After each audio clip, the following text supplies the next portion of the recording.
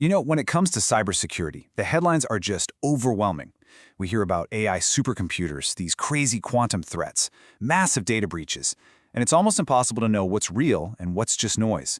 So let's cut through all of that. We're going to use healthcare, where the stakes are literally life and death, to really understand the threats we're actually facing and the technologies that could either save us or expose us completely. I want to start with just one number: 133,068,542. So, what is that? Well, that's how many individual healthcare records were breached in 2023 alone. To put that in perspective, that's more than 1 out of every 3 Americans. The scale of this problem is absolutely staggering, and it's happening right now. And that leads us right into part 1, what's really an epidemic of breaches in healthcare. This isn't some far-off future problem. Nope, this is a clear and present danger to our most sensitive, personal data. I mean, just look at the sheer scale of these incidents from last year. These are not small leaks, these are floods. HCA Healthcare? Over 11 million people affected from just one breach. Perry Johnson and Associates? Nearly 9 million. And these massive attacks are being driven by everything from ransomware to just exploiting simple software bugs. So what's really behind all this? When you break down the breaches from last year, it's not even close. Almost 80%, the vast majority, were the result of hacking. This isn't about someone losing a laptop anymore. This is about active, sophisticated attackers specifically targeting healthcare networks.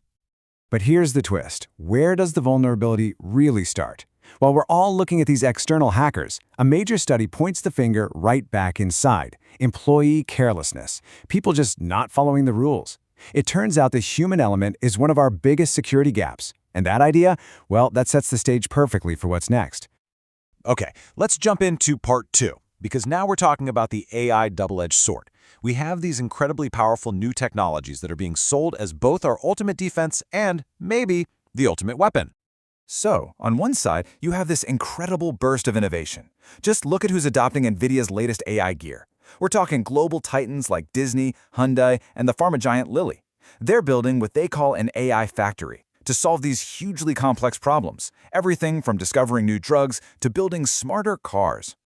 The CEO of NVIDIA, Jensen Huang, he puts it pretty bluntly: the age of AI is here. He says businesses have to completely re-architect everything. So this technology is being framed as this essential, transformative leap forward, one that could also power our next generation of security. And then, there's the other side, a totally different, jarring perspective. One that claims these exact same supercomputers are the tools that will help you lose all your money and data. It's this vision of the world's best hackers now armed with cheap, powerful AI, ready to just break everything. And that right there, that's the central conflict. The same tech is being sold as an AI factory for innovation and as a weapon for the bad guys. It basically forces every single company to ask, is this tool our greatest defense, or does using it just paint a bigger target on our backs? Hey, if you think AI is confusing, let's move on to part 3 and something even wilder: the quantum hype machine. Before we can even get to the real threat here, we have to wade through some truly bizarre, almost science fiction level claims. I mean, just listen to some of this noise.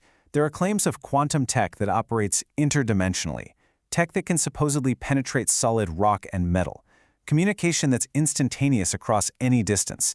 It is literally the kind of stuff you'd see in a superhero movie, not a serious tech brief. And it all culminates in this. In our world of quantum, we have an extra layer. It is called quantum network with a secret code called PAC1 eCode. Right. This is pretty much the peak of the hype, the kind of confusing, nonsensical stuff that makes it almost impossible for anyone to figure out what's really going on. Okay, so that's the noise. Let's filter all that out and get to the signal. In part 4, we're going to look at the real quantum threat, the actual scientific reality that has the world's top security experts really concerned. So what are agencies like the NSA and all the experts at places like NIST actually preparing for? It's not interdimensional travel, I can tell you that. It's something much more subtle and honestly much more dangerous to the data we think is safe right now. They're preparing for this. It's a strategy, and it's called Harvest Now, Decrypt Later. The idea is shockingly simple. Adversaries are stealing massive volumes of our best encrypted data today, data that is currently perfectly safe, and they're just storing it. They're just sitting on it, waiting for the day they finally have a quantum computer powerful enough to crack it all wide open. So here's the crucial point. The danger isn't just a future problem for future data. Your most sensitive information, your health records, your financial data, government secrets that need to stay secret for decades, it could be sitting on an adversary's server right now just waiting for that quantum key to unlock it all. It basically starts a ticking clock for every piece of secure data we have. And this threat has kicked off a global race to become what's called quantum safe. The experts are laying out a pretty clear game plan. First, you have to take inventory, figure out where you're vulnerable. Then, you prioritize your most critical, long-lasting data. The real key is to build crypto agility, which is just a fancy way of saying you can swap in new security standards really fast, so you can finally switch over to new post-quantum cryptography, or PQC, as soon as it's ready. Which leaves us with the final and most critical question. There is a quantum clock ticking on data that has already been stolen. We are in a flat-out race between the development of these powerful quantum computers and our ability to roll out new defenses. The question is no longer if this is going to happen, but will we be ready in time?